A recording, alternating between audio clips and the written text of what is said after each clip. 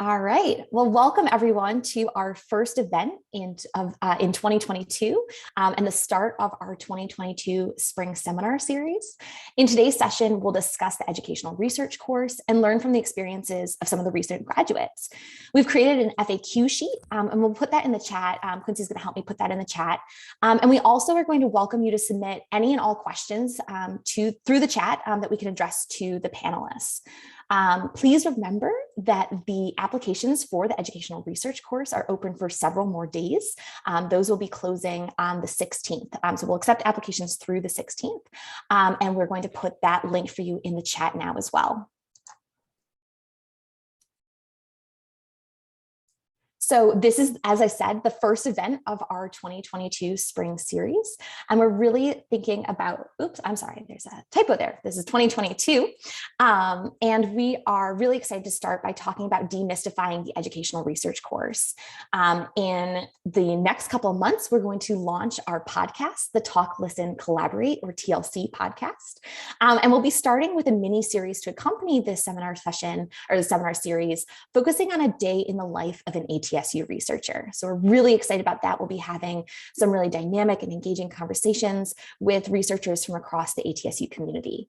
And then save the date for April 12th. We'll be getting together in GatherTown. A bit of an alliteration there, but a really exciting platform to network together and grow our educational research community. So we're really excited about that. All right.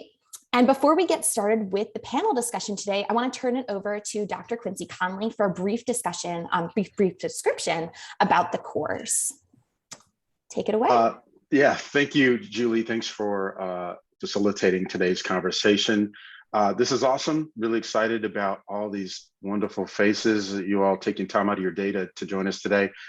Real brief, without stealing too much away from our gracious panelists who have agreed to be here, who have taken the course. I just want to describe the TLC Intro to Educational Research course for those of you who may not know too much about it just yet. It's an awesome 10-week course that's designed to introduce participants to the basic steps for designing an educational research study. And this focuses specifically on educational research. Obvious reasons, we are all educators at an institution focusing on serving our students as well as our patients in the community. But by the end of this 10-week course, not only will you have developed a research proposal that you can immediately execute, that's the idea, you will also benefit from being able to better discuss and critically evaluate educational research publications that will help you as you continue to hone your teaching skills. How the course is structured is that participants meet via Zoom once per week for about 1.5 hours on Mondays to discuss the various steps of designing a research study, your very own. Myself and some mentors from the ATSU community, some of you are here, thank you in advance, will help give feedback and direction and guidance on just how to hone your research projects to turn into that proposal. In between weekly meetings, participants are expected to complete approximately 4 to 6 hours of instructional activities, homework, that will help you be able to accomplish that goal at the end of the 10 weeks so that you could turn this right around and make it your own, execute this, and become the heroes that you are. Best part of this course for everyone that's here, it's completely free. That's a very, very brief overview of the course. However, the panelists, I'm sure, will shed more light on this. Thank you again, Julie. I'll turn it back to you. Thank you. And actually, I'm going to turn it over to the panelists. So I'd really like to turn it over to them. We're delighted, like I said, to have several folks with us who've taken and graduated from the course. So can you each please introduce yourself briefly, share your name, your pronouns, your position title, and your school or department? Brittany, do you want to start? Sure. Thank you for that. Hi, everyone. I'm Brittany Williams. I'm an instructional designer and the assistant director of the University-wide Teaching and Learning Center within academic affairs. And I've been at AT Still for 5 years now, and she and her would be my preferred pronouns. Hi, everyone. Good afternoon. My name is Preeti. I work as an adjunct faculty for ATSU's Public Health Department. And I did my master's from Master of Public Health from ATSU itself. And I'm currently pursuing my Doctor of Education in Health Professions from ATSU itself. And my pronoun is she and her. Thank you. Hi, everyone. I'm Mitzi Wasden. I'm a pediatric dentist, assistant professor here at ASDO, and I've been here for a year, just about a year and a half now. And I guess it would be she and her. Thanks.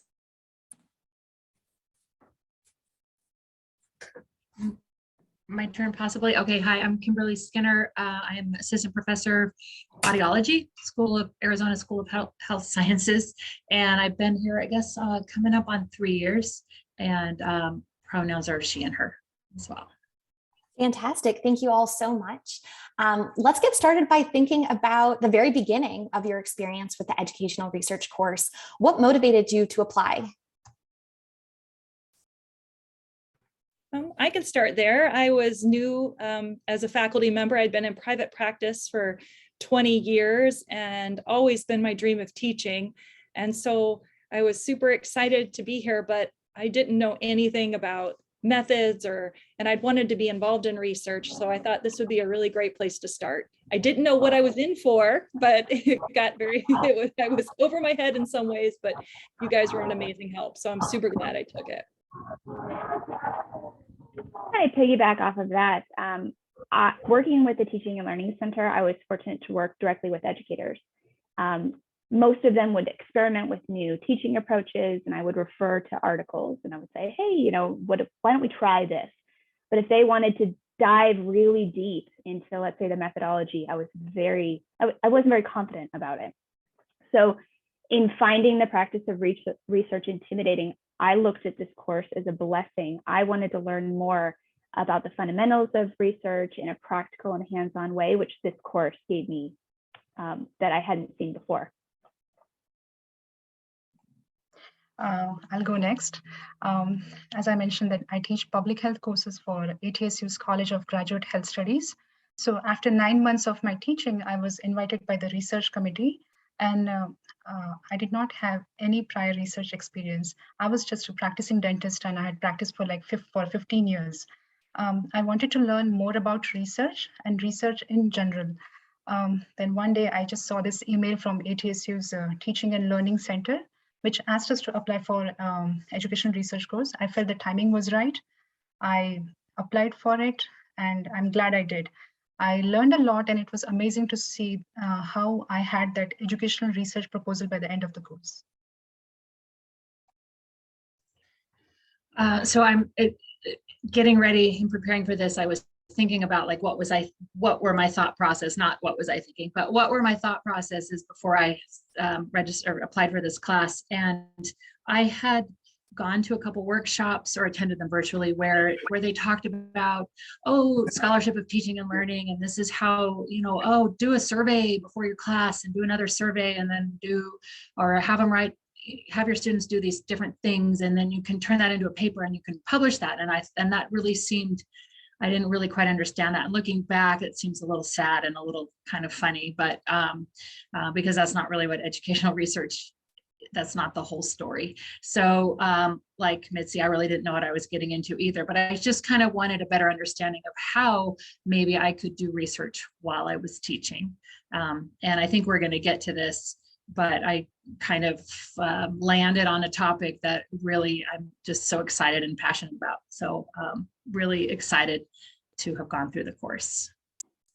Well, and then turning that, right into kind of another discussion, Dr. Skinner, you mentioned a topic you're really excited about. Can you share a little bit about that project, that idea, and how did you come up with that project idea in the course, and where has it gone? Yeah, in one of the earlier assignments was to brainstorm, just to put on a discussion board, which I really loved the discussion board. That was really interactive, not only with Quincy, but with our classmates as well. brainstorm 5 ideas of things that might be of interest to you. So I put, or whatever it was, 4 or 5. So I put those up there, and I was interested in each of them. And and the one that I landed on wasn't even probably the top of my list, but it was the question was something about, there's a specific procedure that we teach in audiology. It's called clinical masking, and it's something that's hard for students to learn. So I think and once you've learned it, it's really not that hard, I guess, like most things. But so I think I put something like, why is it so hard to learn? And then Quincy's response to my post, just the things that he wrote, was maybe you want to look at this or find a way to do this. And I was like, yes, that's exactly what I want to do. And so what it ended up being, I'm looking into doing a cognitive task analysis of that task, and just pulling out all the pieces. When we teach it, we really just teach the students kind of the overall picture, but we don't teach them all what's going on behind the scene in our brains as we do the procedure. And so I really want to pull that out and get that on paper for students to learn that, rather than having to spend 2 years in clinic learning it. They can learn it a little sooner, if that makes sense. But I'm actually pretty excited about it. That's fascinating. And so throughout the course, you had an opportunity to kind of workshop that idea and really begin to think about how you might implement that. Is that a project that you've carried forward beyond the course? It is. So I said it's hard for students to learn masking, and we just kind of anecdotally, everybody says that. So my first thought was, well, let me tap into what students have to say. So I did kind of like a little pre-survey, and that actually has been a rich source of information on what's actually going on in their learning process. So I'm actually, with Quincy's help and another collaborator, analyzing the data from that survey, and then I'm going to dig into that cognitive task analysis, just kind of first things. I didn't expect the survey to be as rich as it ended up being. So that's what I'm doing right now. But I told Quincy I'm going to actually just do this cognitive task analysis, because there's other procedures that need it. I'm going to just do it until I either retire or get tired of it. So I'll let somebody else talk. Thank you so much. Yeah, we'll open it up to the rest of the panel. Can you share a bit about your research idea and how you came up with it and where it's gone? Yeah, I'll jump in. It's so great to hear Kimberly's enthusiasm. I was the same way. It was really important for me to pick a project that would help me practice new skills in my job. I didn't want it to be something that was over here. I wanted it to blend with what I was doing kind of on a daily basis. And what we were focusing on was, how do we meaningfully engage with different populations of our faculty? We kind of honed in on the clinical faculty. Those people may be working like those in the dental clinic that can't step away because they're with patients all day. So how can we provide a professional development approach that would be effective and offer a format that they would kind of lean into and that would keep them motivated?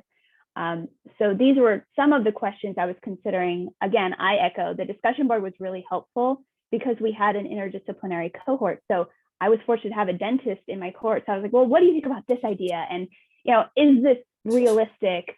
So I could reach different people within the same course. And I found that very valuable. So the thing that I honed in on was putting together a scenario-based interactive self-paced course. Would that be any different than a non-interactive course that didn't use scenarios, that wasn't including more realistic, authentic things that they would see in the clinic? So that's how I kind of came forward with my project, and getting the feedback from my classmates was amazing. I just say the same things. I felt the course design was very unique because as soon as we entered the course, the week's one question dived us directly into developing our research focus.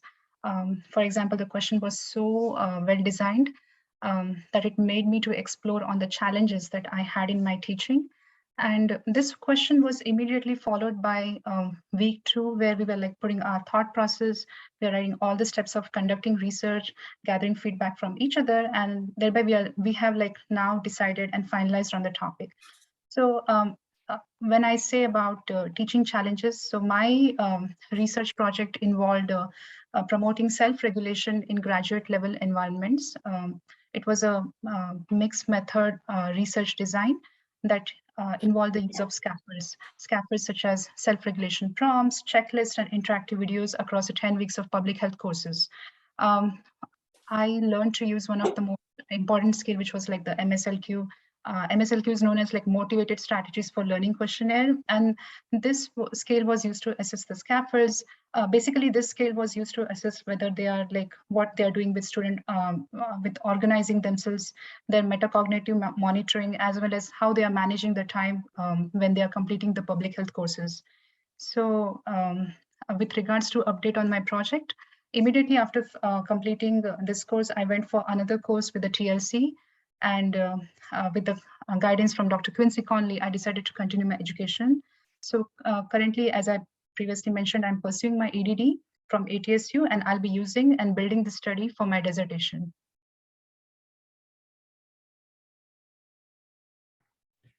That's so exciting. That is pretty. So glad to hear that you're moving forward with that. I definitely needed help coming up with a question, and Dr. Conley was so helpful at that time, because I would say I felt in over my head at that. I've joked many times about this. I didn't even know what the word pedagogy meant, and now I see it everywhere, but it was also new to me. And so that was kind of partly the idea, is taking someone like myself who is new to education and looking at does the Course Design Institute, that class offered by the TLC, does that help take somebody like me into a better educator? And so the TLC and myself are now turning that into a project. So it's pretty awesome and exciting. And just like Preeti mentioned, every week you build on that. And it was just so helpful to have a good foundation and then each week keep adding to it. It wasn't overwhelming. And if I can just add to that too, each section of our proposals we're going, like when it was time to submit for the Women for ATSU grant, a lot of it was already done because we had been working on it each week. Or if I wanted to submit to AERA or AECT, it was massaging it. It wasn't coming up with something from scratch. So I found that incredibly helpful. Brittany, those conferences that you mentioned, can you share a little bit about those and the grant, those educational platforms? Tell us a little bit more about those. Yeah, it kind of goes into the progress of where we're at with mine. I finished the course in December of 2020. And after we finished the proposal, I was collaborating with my SME, my subject matter expert, who is Dr. Satish Kumar, who's the professor at ASDO. Shout out, best SME ever, thank you. So we are creating our content. We're creating this course that we're going to launch out for up to 90 dentists. So in the meantime, I needed funding. I needed to actually buy the licenses. I needed to think through, well, how am I going to motivate my participants to actually take this? Well, maybe I need to go out and get funding. So we started submitting for internal grants because they were advertised and readily available. We have a great sponsored programs department here. So we submitted for two, the ATSU Strategic Research Fund and the Women for ATSU Awards program, which I'd never submitted for a grant before. And Dr. Conley was amazingly helpful in guiding me through that. And we had one of the two funded. So I'll take 50%. Yes, that's a win. AECT and AERA. AERA is the scary conference, I'm being told. You need data to go to that one. So I did not get that one accepted, and we're submitting for AECT this spring. So fingers crossed we get that one accepted. Thank you. And I want to pivot back. You each really talked about the discussion panel or the discussion board and how really helpful it was to have that collaborative effort with your peers.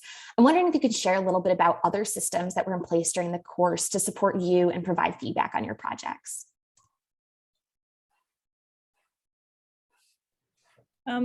For me, it was the first time I'd ever taken, this dates me, but for an online course. So, you know, I had to learn how to do the discussion board, and I feel like, oh, I get to see my buddies again today. Hi guys, you know, because it had been a while, but you really did feel like you got to know the people in your class. And I think as far as the, like Preeti had mentioned, every step of the way we had feedback, and you didn't get too off course because you guys at the TLC were so great about providing feedback of, no, that works, but maybe tweak it this way. And just felt like each week we were building on that. So I found it so helpful and very interesting that I feel like I know my classmates from an online course. So that was really cool.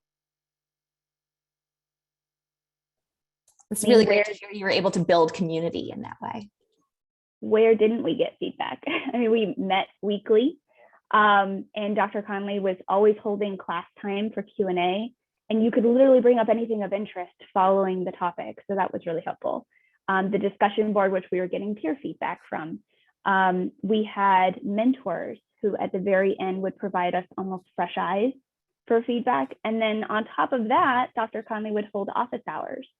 So if I was like, oh my gosh, I'm stuck, I don't know where to go, I could sign up for a one-on-one with him, and he would say, okay, well, let's look at this a different way. Let's back up. Have you considered this, this, and this? And I think that was what was so intimidating about getting started into research, is it's so personal. You could go a million different directions, but you have to have a good reason. You have to follow the plan, which Dr. Conley showed us.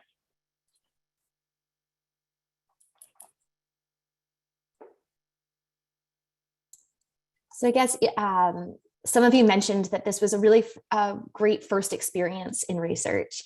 And I think that there's a big concern about starting research. People have an assumption that you have to be a stats expert to even get started. So I'm wondering if you would agree with that statement, or what advice you'd give to folks who this might be their first time engaging in research activities.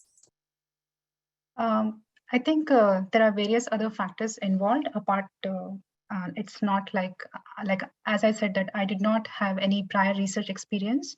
So the main motto of this course, we were made aware about that educational research model. Basically, it's a formula that's what I call that clarifies our thought process at every step you are taking in developing that proposal. So I felt the knowledge about this formula was very important. Like, it gave me a direction where I could go back and check in whether if I was on the right path to it. So the main focus, what I mean to say is that the main focus of this course was building that proposal. And after the course, I had come to know that there are like many other biostatisticians at the universities which help you with the data analysis section. So there is much more learning than just being a stats expert.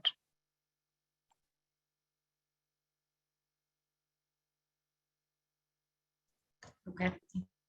And I did have research experience, and I already knew that it's okay to get help with stats. And I am in my last project, actually, I was wrapping up my dissertation when I started here, and I did my own stats, but I also met with Dr. Bay here, and he was a support for that project. So it's okay to get help as well. And there are lots of resources here at the school. Yeah, I would agree. I think that it could be a huge barrier to getting started. Like, oh, I'm going to get started, I'm going to collect all this data, and now what? What do I do with it? And to all of my panelists' point is that if you start with a good plan and you follow through with that plan, there are many, many people who are not only willing to help you, but excited for you to get going and to see you make progress. So, some of you just mentioned the help from, or the resources available through the biostatisticians. I think we heard about sponsored programs. I'm wondering, what other ATSU resources did you learn about from participating in this course that you didn't know about before? I had not used the library yet, and how shameful that might be, but now I reach out to them all the time, intra-library loans of certain papers, and I've met with Hal, and it's great, and I had no idea that resource was there, so that's the big one that I came away with.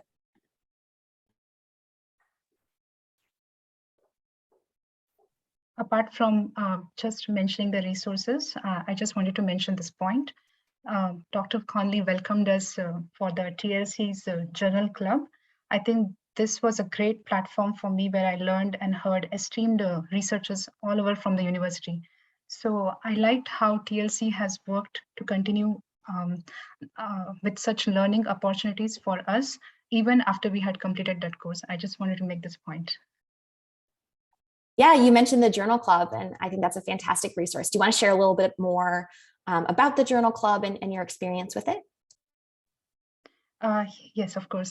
So what we do is we just come up with the different problems what we might have in our teaching practices. Like if we want to improve any teaching skills, we just put those journals there. There is like a Excel sheet, and each one talks about them. And there are other people who help with that process. Like there are many, as I said, there are many esteemed researchers who just help us like with any problems. They bring any problems that might apply while in your teaching to increase your teaching skills or your teaching practices. So I felt that I got much solutions to problems that I had, like when I was teaching online public health courses. Apart from that, I could compare myself, like difference between online teaching as well as in-person teaching, what problems they face and what techniques they have used. For example, there are some techniques like team-based learning or flipped classroom learning. I cannot use them exactly the same in my online classes, but I have definitely tried to modify the techniques a little bit, and I have achieved a lot of success because of that. And so this is what I'll say, that journal club is a great way to just take your learning a bit further, where you accumulate different thoughts from different people in the university. You learn so many hints, and that really helps you to make your working here at the university much easier. I'm so glad you brought up the journal club, because I think for myself, it's for folks who may not have heard about it, it's a monthly meeting, the first Friday of every month. And like Preeti mentioned, people take turns presenting a different journal article. But one of the things I love about it is just hearing everyone's diverse perspectives on the article and pointing out new things. And you mentioned, applying what you were reading about to your teaching or to problems or challenges you were experiencing as well. So I think it's a great way for the educational research community to gather. It's a really dynamic conversation. And a way to meet each other, right? I mean, some of you mentioned the community that grew in each cohort, but that's a continuously growing community here at the university. So I'm so glad that you brought up that, and I see that there's some information put in the chat about joining that research club. Can I chime in? I don't know if you're ready to go, but I wanted to say a couple things to the next question. Another resource that I learned about was grants. Here, there are people who can help you find grants. And then I found out about a university grant, like just a small grant, which I applied for and I got for my project. So I wasn't aware of those resources. And also I wanted to clarify with the help from Kurt Bay that when he helped me, I had done some analyses, but then his way was better and he actually did those. I didn't want to imply that he did a lot of that work for me. Actually, we would meet and he said, well, we need to run this analysis. This is why we do it. He explained the workings of it, what kinds of situations it was applicable for. And then he actually did that analysis. It's a great support. Well, congratulations on your award as well. That's really fantastic to hear some of these outcomes of the course. And several of you have touched on the key of collaboration in your projects. And I'm wondering if you could share a little bit about how you formed those connections or those collaborations, how you fostered them, how do you communicate or really maintain that collaboration through a project?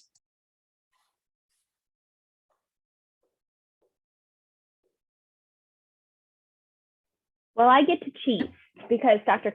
Conley's my boss. So there's that. I think that it depends on what the project is. I'm fortunate to be able to work with Mitzi on her course design institute and trying to figure out what the impact is for faculty that hadn't gone through a CDI before. So there are some people who I went through the course with who I still talk to, or they're working with me. As I mentioned, Dr. Kumar, I could see working with him on another project because he was a joy to work with. So I think those happen organically. I also think there has to be opportunities to find out what you're interested in. If we're both teaching evidence-based medicine and you're noticing a problem and I see the same problem over here, why aren't we talking more? So I think don't be afraid to say, hey, what are you seeing in your class? And maybe I'm seeing something similar. Who cares that I teach dentistry and you teach OT, So I think start there, but also look around, who's around you and what problems are they facing?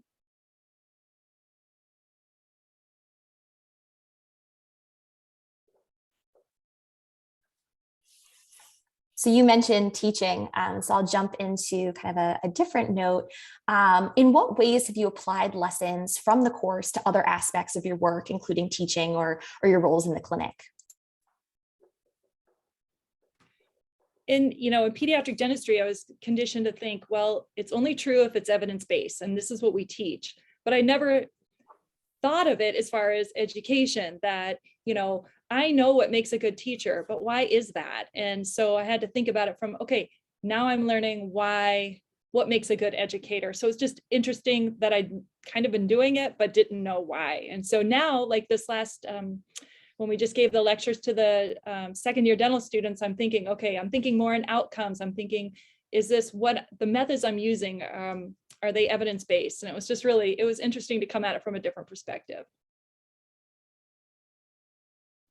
I just wanted to answer the previous question. I thought I'm a little bit late on it. So talking about collaborations, this kind of collaboration was not just with the educational research goals. Because we work online, I came to know one other colleague who was taking the course at time, Dr. Josephine Wolf. So I think that we have been like more than colleagues in this process. Like if there is any question, I'll just email her and I'll just ask her, hey, how do I go about it? So it's like being colleagues as well as friends at the same time. And to answer this, the other question, what I have done is I have used some elements of my self-regulation study for my public health students. For example, scaffolds such as checklist or self-regulation prompts. These ideas are very useful in completing online assignments. And I have experienced that such scaffolds have benefited my students, especially those who are like first generation online learners, or students who are like foreign trained professionals, or those students who are just completely new in learning public health concepts. So I believe that my project involves scaffolding, and that really has helped in online learning environments, which provided me with certain solutions and to make my teaching practices better. I think it's such a great question. And I actually reflected and sat down and wrote down all the skills I think I got to practice going through this and then following the course. And I expected to practice things like, critical thinking and how am I going to recognize my own bias? But there were other things I didn't really think about, like perseverance. And to quote Dr. Conley, research is messy and it's really hard. And it's going to test your patience. And it's going to have you solve problems you didn't even think about. And there are many examples from collecting data that I've only gotten to see microscopically, but oh my goodness, if you can get through it, how much better you feel and how much of a win it feels more than anything else, I would say. I love that because it, for folks who have gone through it, I think they can absolutely attest it's never a straight line. No, right? The ghost things, oh my gosh, is the participant there or are they not there? I mean, you'd have to know the story, but there are always stories that seem to come out of it, which I think is amazing and funny. Absolutely.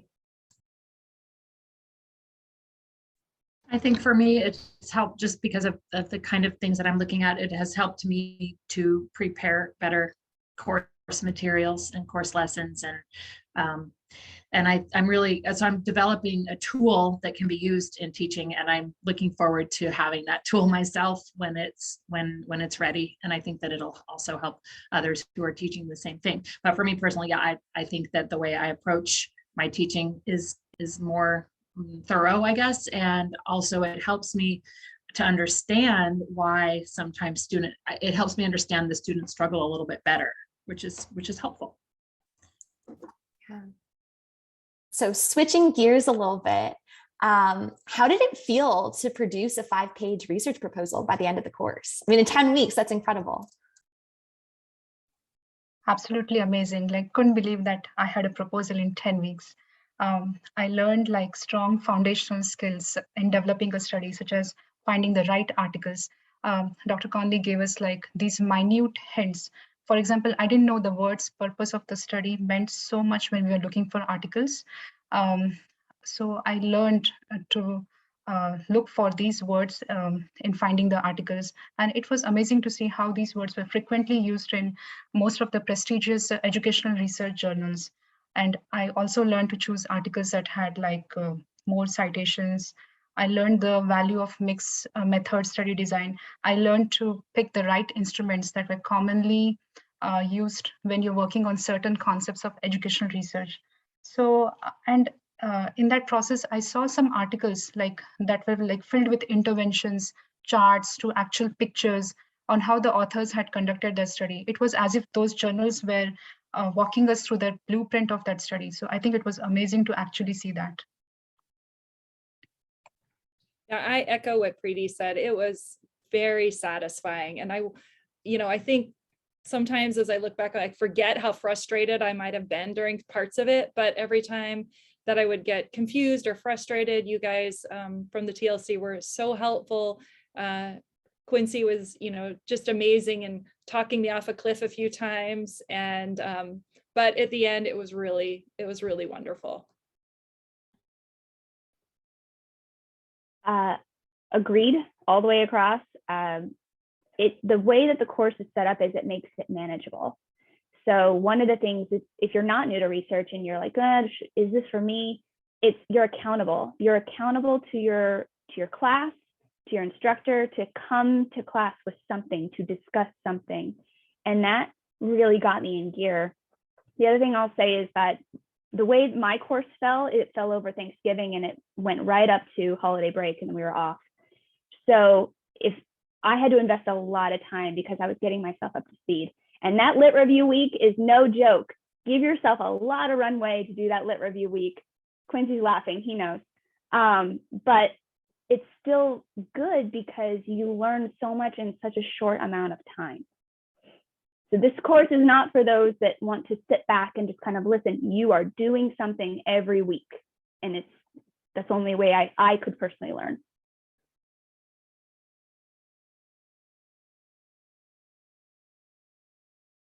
They can be so helpful. Like you said, this is a great opportunity for anyone who hasn't gone through that process before to have that dedicated time. But like you said, for folks who have that being accountable, having that dedicated reserve time to work on a project, because really, sitting down and writing the research proposals, they really take time.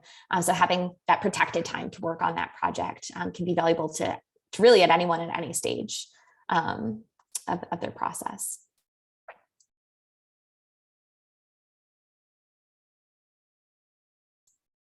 So I have several more questions prepared, but I'm wondering if anyone who's here today has some questions for the panelists or for Dr. Conley. Feel free to put those questions in the chat or feel free to come off mute and ask as well.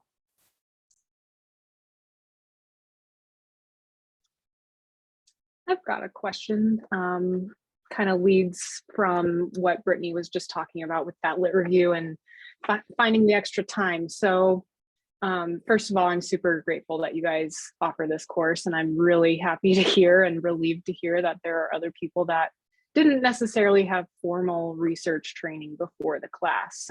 So my question is, like most people, I'm assuming at least the main concern is just finding the time throughout the week to get this work done amidst the rest of your work responsibilities. So for those that didn't necessarily have research training before the course, and bonus points if you identify as a perfectionist, would you say the 4 to 6 hours per week is roughly what you spent working on homework for the course, or would you say it was a little bit more, a little less? What do you think? I can say there were some weeks that I definitely spent that much time, and then other weeks that I didn't. That maybe either I was busy and I couldn't give it the time that it deserved, or maybe that assignment didn't need as much time. I would agree. There were, like, I was joking, but yeah, the lit review week, definitely, you're going to spend a lot of time there. I would also say, though, that it depends. So for me, I had to find my cadence. I actually sat down and wrote out a schedule of everything, where I was going to be from the time I woke up to the time I went to bed. And I actually found like a 2-hour time block where I could maybe squeeze it in during that time period where my husband had the kids. So I had to fit it into a very busy schedule. I'm a full-time working mom. I made it work. I also relied, though, on some people to help me do that. So maybe I wasn't cooking dinner if I had a homework assignment coming up. So you kind of have to play with your schedule a bit. I completely understand. And I felt like I needed to read even more because I don't have a PhD. So I'm with you, 4 to 6 hours. It depends on the week, but yeah, that's a good representation of what the course takes. Thank you. I think like if we organize the time well, if we have like a timetable for the day, anything is possible. So, and it depends on what kind of a research you want to produce. Like I just wanted to learn everything, like every little minute details from Dr. Conley. So, and I just wanted to give that quality-based research proposal. So for me, it was like around 6 to 10 hours per week. And to that point, I guess, do the panelists have suggestions for tips for staying on top of some of the material, right? As you're iterating, you were talking about a process. Do you have some tips for kind of ways to stay on track to kind of make that more manageable? The course is so interesting. We already get the materials, what we have to read, as well as we have a synchronous discussion. So during that synchronous discussion, everyone is like well prepared and everyone is like interactive. So that itself gives you a motivation to complete the assignments, and you are definitely looking from this week to next week. So I think the course is designed in such a way that it is very interesting, and automatically you fall from one step to the next step.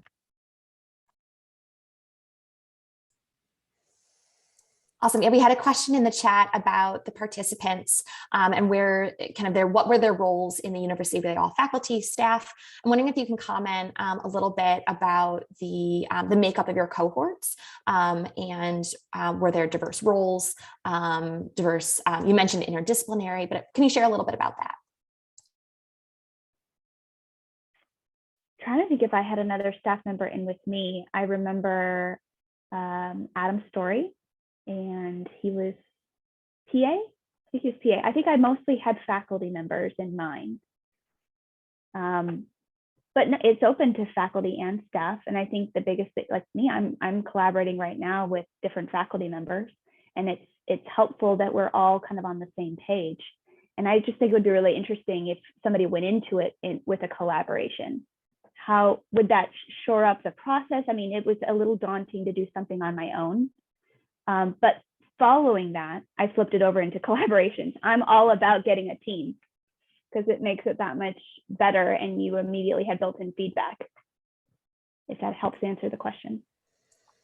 Yeah, awesome. And Dr. Conley, I'm wondering if someone has an existing collaboration currently or is interested in a collaboration that they know they want to get started in the course, how should they submit an application? How would you like that done? Yeah, thank you for the question, Julie. Laura will be sure to get to you your comment question. Yeah, I would say all options are on the table. Staff, admin, faculty, part-time, full-time have been accepted and been successful in graduating and completing the course, meeting the requirements of the course. We have had a few folks who have had generated a collaboration loosely as a result of the course, where they've maybe investigated things that were related. We have 2 people that completed the course that are not here, that separate dental schools, but had a matching thread related to metacognition, and they collaborated. They did not take the class at the same time, but they kind of have communicated since then. I'm not sure if they're integrating their projects together necessarily, but if you are considering not going it alone, having somebody to join in this endeavor with you, absolutely welcome that. The only consideration would be is the individual assignments would need to be your own work.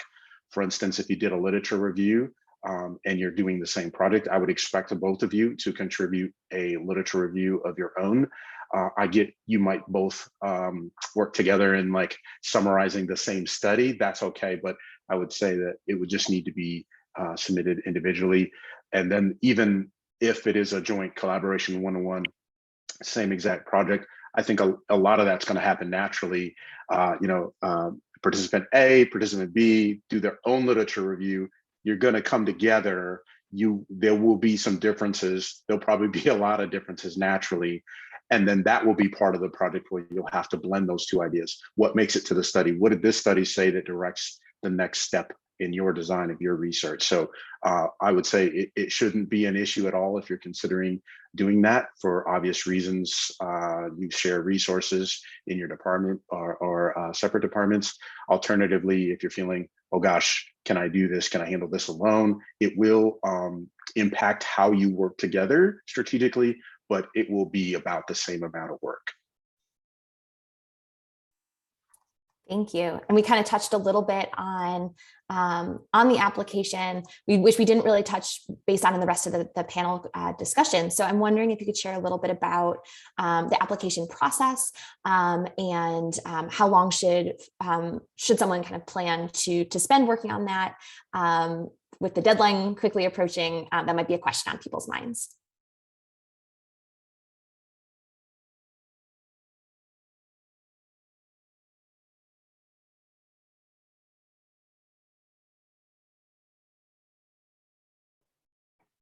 I'm sorry, Julie, can you repeat that one more time for me? I'm not sure I got it. Oh, sure. Sorry. We kind of touched a little bit about the application process, but we didn't really talk about that in depth. So I'm wondering if you could share a little bit about what the application is like to go through as a participant and how much time, might someone want to budget to work on that over this next week? Good question. And it's been a minute. I would say, though, that I spent a good amount of time really explaining why I wanted to take this course. I didn't have to have my research project really firm. I didn't have to go into it knowing exactly what I was going to do. That's why you take the course, is to kind of figure that out with your colleagues. But it was not one sentence answers. I sat down and really gave it some consideration because I know that this is the competitive course. I wanted to be sure I was going to get in. I didn't know if he was going to rig it for me or not, so I wasn't going to take any chances. The application asks for general information about your name, your work status, and then it asks you to fill a 250-word summary asking like why you want to do this course. So for that, I think it takes some time to think and to explore what educational course is about, and if it matches with what you believe it is, that summary it is very easy to apply for the thing and get selected for the application, selected for the course. I think you guys both hit on, you don't have to have a question coming in, and that's key, right? That's something that you guys can explore absolutely in the class. We have some questions, and Dr. Conley, maybe these are things you can address as well. We have some questions in the chat about people who might have a study they would like to revive or redo. Is this something that they could think about in the course? So that's part one. We'll start there. Absolutely, Dr. Perry. So glad you're here. I'm so excited you took time out of your day to be here. Absolutely. I do believe wholeheartedly that this course is for anyone, any level of research.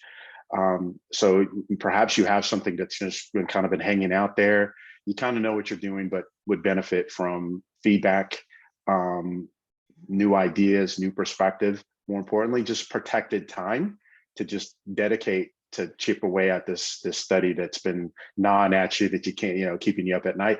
Right this way. I think that that's absolutely still within the realm of this course. We're bringing in mentors a little bit earlier on into the course now to provide an ear as well as feedback on your ideas and the direction of those things. And Dr. Perry, as we all know, the research shifts, new literature comes out every day that possibly could be informing what you do or what you don't do. So yeah, absolutely right this way. Awesome, thank you. And we have another question. Dr. Conley, can you talk about how this class addresses research methods? Yeah, absolutely. So the way the course is structured, it's split into two halves. You have already heard a little bit about the stress of the literature search. Intro section, this is going to outline the evidence that supports the research approach that you're going to take that's going to inform a research question, right? So that's your introduction. And then the methodology is the second half. The methodology should be based on, one, answering your research question. Two, it should be built on what we already know about the topic.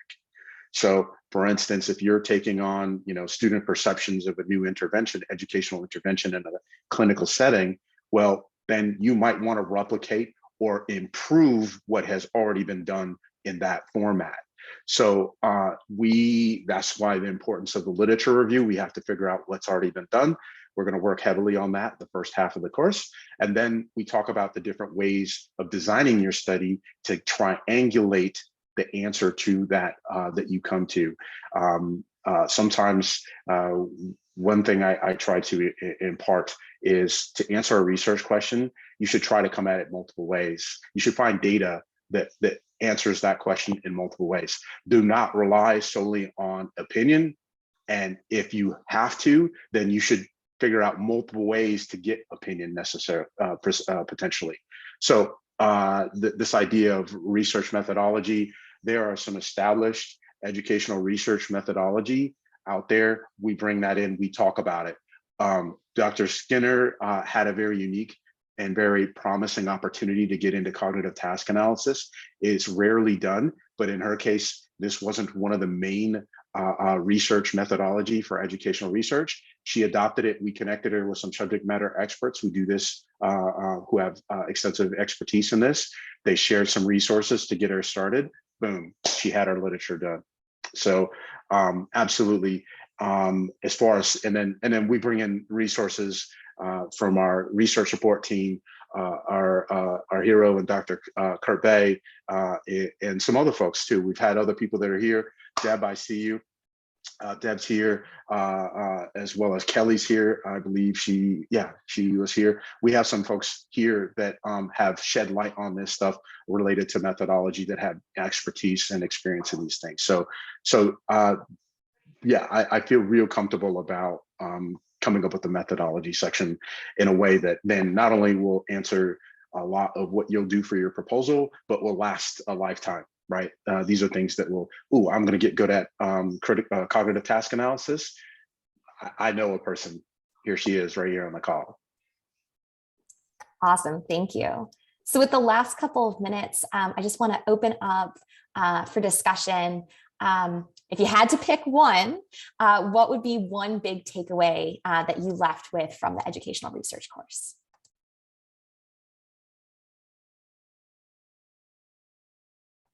I would take away that even though I thought I was kind of too old to learn new things, that I can, and it really was inspiring and awesome. And I appreciate all of your help so much. So.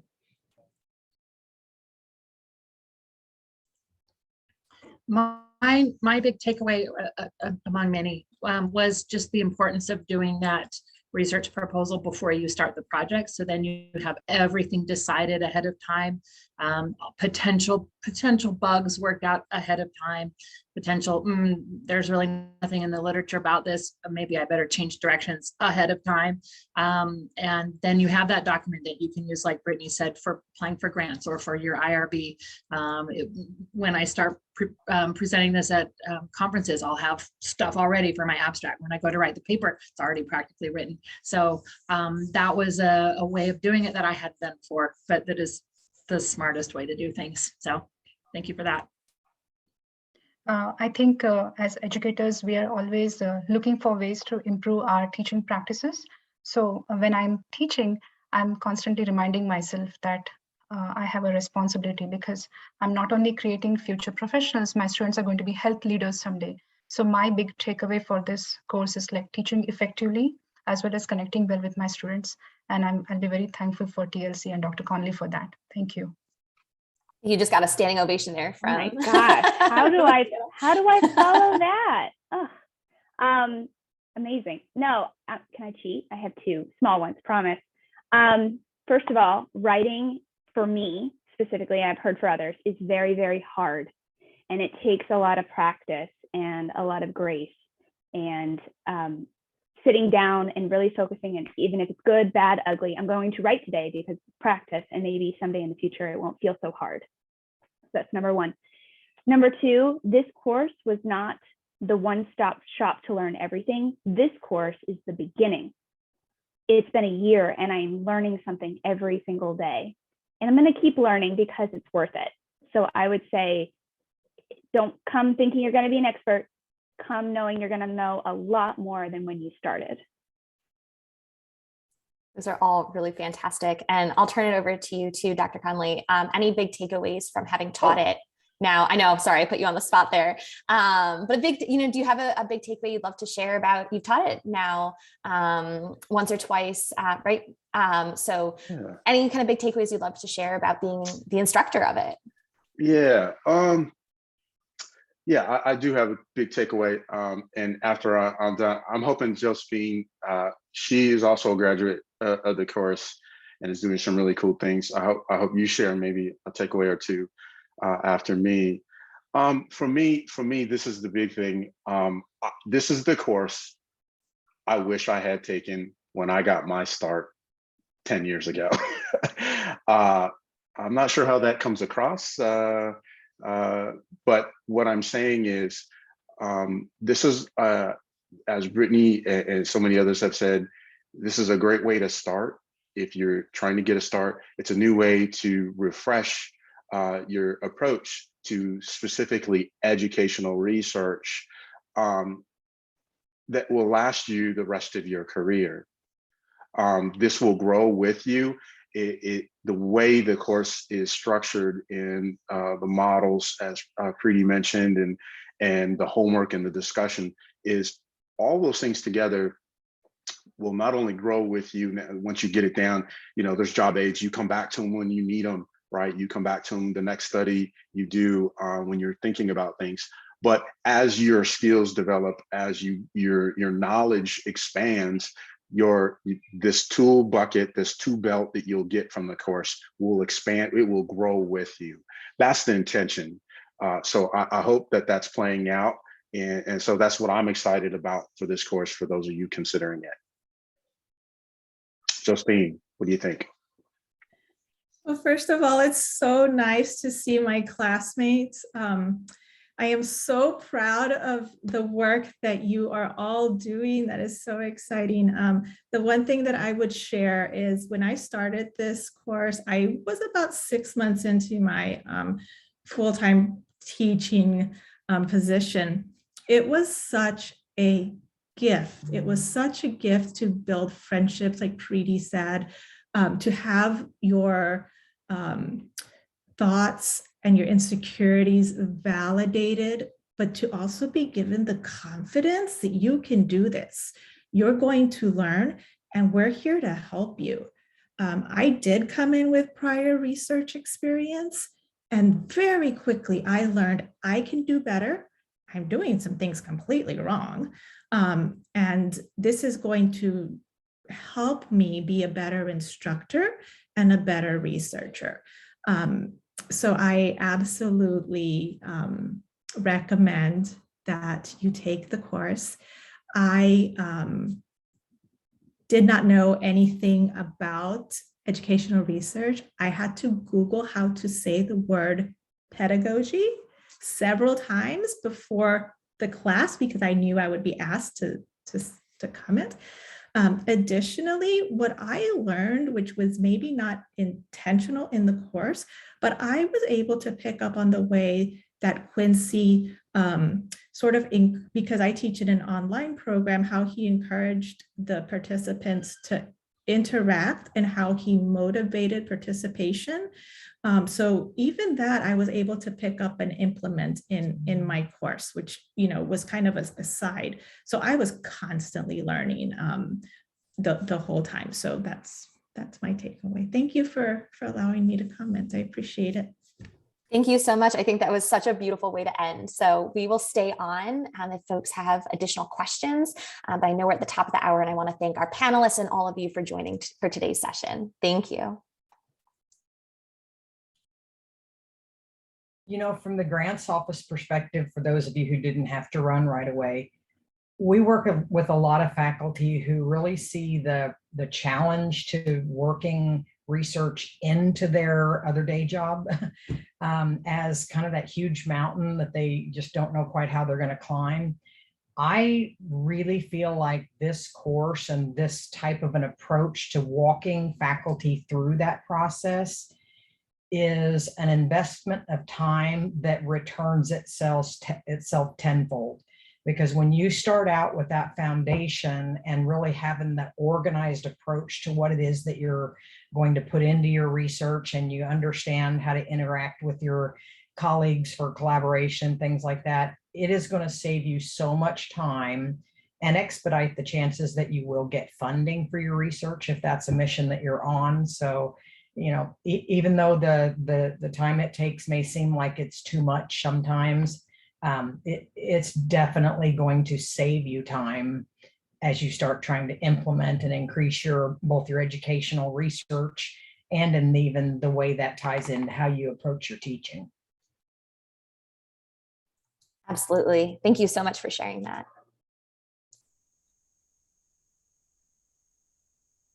Yeah, that's phenomenal feedback. You know, in back of my mind, I know that, right? I can't brag about how awesome what your team does. The closers, right? So if you have a good, well-vetted, well-structured project, 5-page proposal-ish, they don't know what's in store for them when you get a hold of them, right? And I love being there.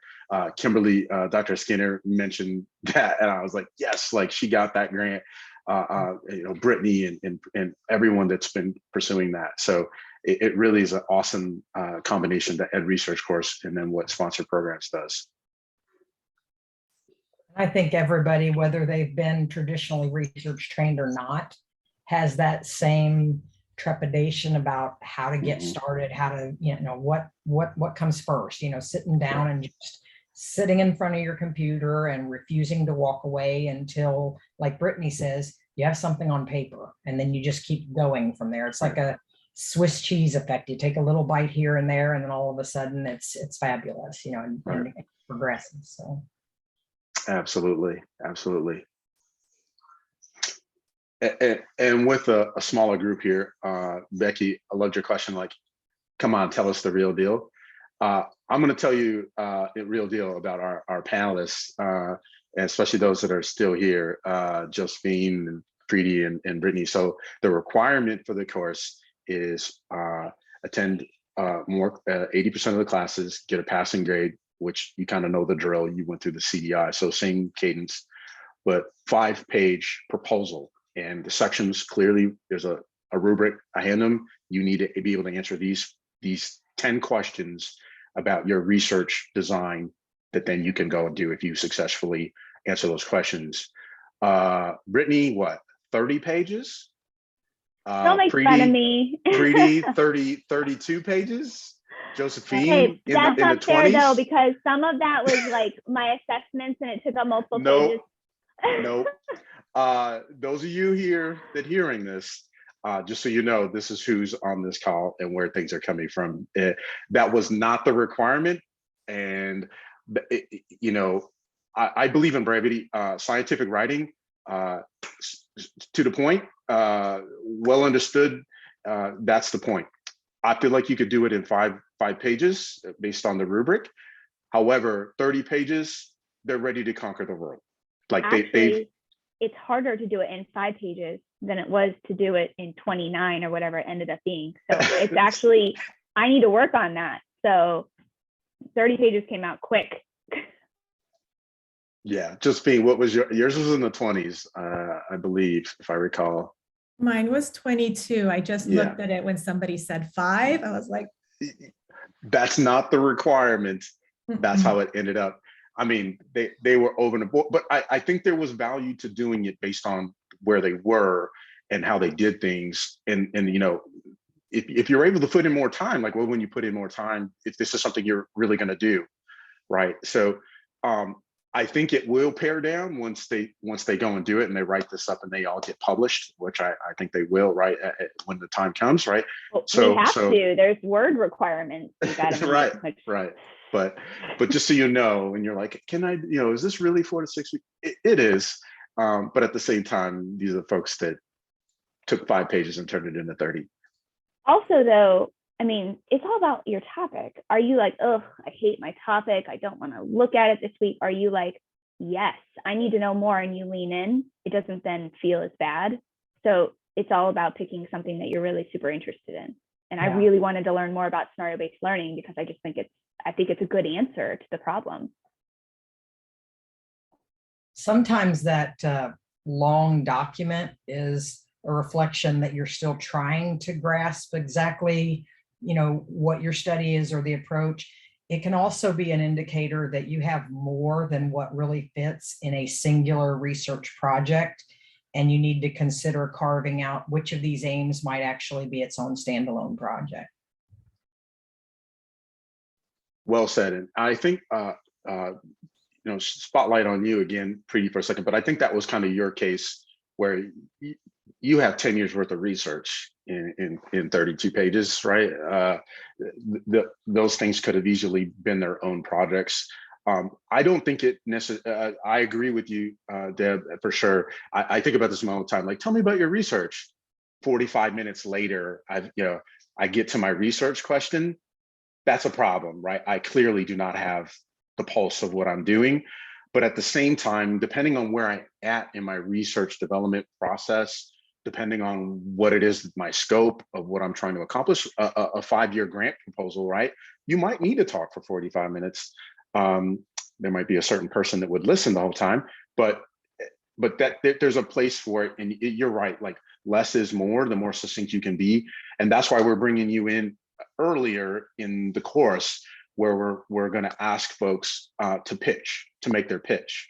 They're only getting a few minutes to make their pitch, depending on how, you know, comprehensive and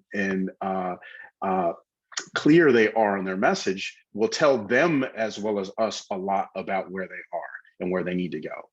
And you know, this writing thing can really twist us all up, because it's what I do for a living. I work in the research and grants development office, but I am probably one of the worst you'll ever meet about brevity. I'm not good at it.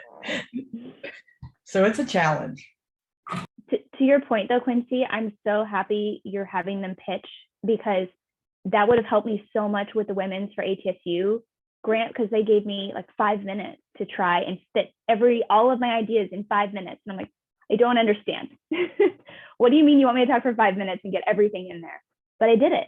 And it was actually a really good practice to being able to, somebody stops you and they want to know more. What's your elevator pitch? Get, you know, so yeah, so I think that's a fabulous change.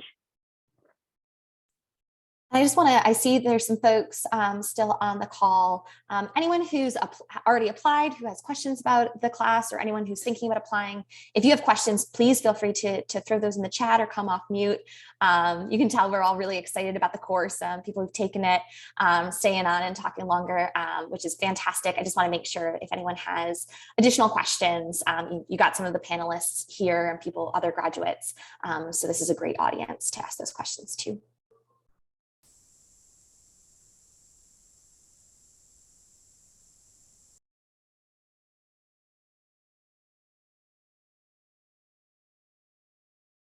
We've answered them all.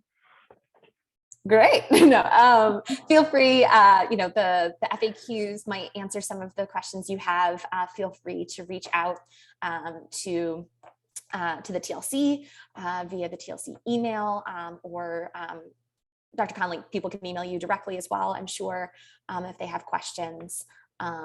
There's no, you know, please feel free to reach out if you have questions before that deadline passes. I do have one last question. Looking on the TLC website right now, I see. It kind of looks like, and I could be wrong, does the Course Design Institute, is that offered in the fall only, and then this course is a spring course? That's part one of my question.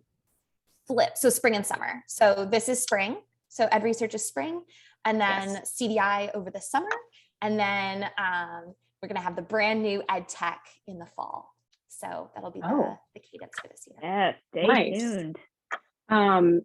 So I just realized, because I totally thought that this course met on Tuesdays at 1 o'clock, and I just learned it's Mondays, right when I'm actually having dissection with my work study students. So part two of my question is, do you think you're going to be offering this course for some time at the same kind of schedule?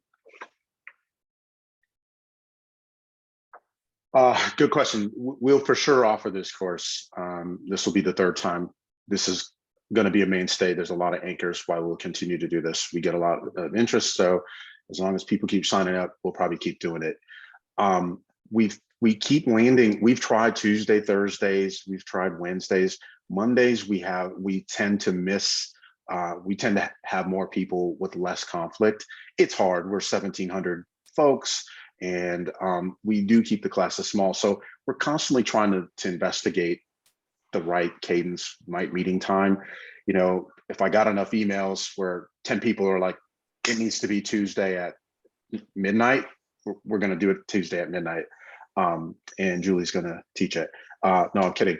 But you know what I mean? Becky, like we'll constantly, if there's a demand for it, we'll do it. But what's hard is we got 10 people that could do it Monday at this time at 1, and then one person's like, can we do it at 8 p.m. on Tuesdays? That's hard. But if you can organize, 5 people that can do it at a particular time, let's talk about it. I don't see a reason why we couldn't. But yeah, next spring, if we can get that in front of me and we want to do this next spring, we can get 7, 10 people. Let's do it.